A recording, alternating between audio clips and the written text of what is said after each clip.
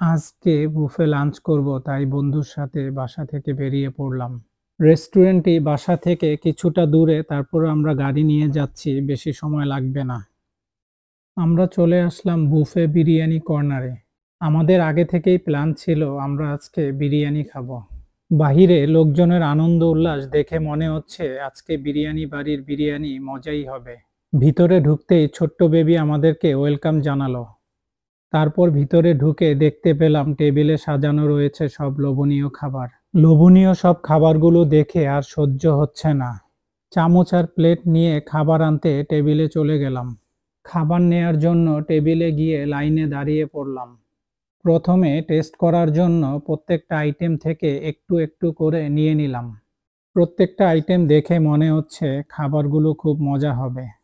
তাই প্রত্যেকটা আইটেম থেকে একটু একটু করে নিয়ে নিলাম টেস্ট করার জন্য। তারপর খাবারের প্লেট নিয়ে চলে গেলাম টেবিলে। আমি আবার ভোজন রসিক, ভালো খাবার হলে একটু বেশি খাই, আর বুফে হলে তো কথাই নাই। খাবারে ভালো টেস্ট পাচ্ছি, মনে হয় আজকে একটু বেশিই খেতে পারবো। এখন মাত্র আমার ফার্স্ট রাউন্ড চলছে। Second, third, fourth and fifth round পর্যন্ত যাব ইনশাল্লাহ।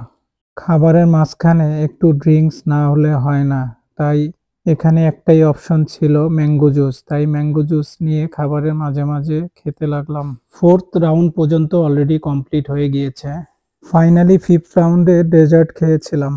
বাঙালি রেস্টুরেন্ট না থাকায় ইন্ডিয়ান রেস্টুরেন্টে আজকে খেতে হলো বিরিয়ানি। শুধু বিরিয়ানি নয়, এখানে প্রত্যেকটা খাবারের কোয়ালিটি এবং টেস্ট খুবই অসাধারণ ছিল।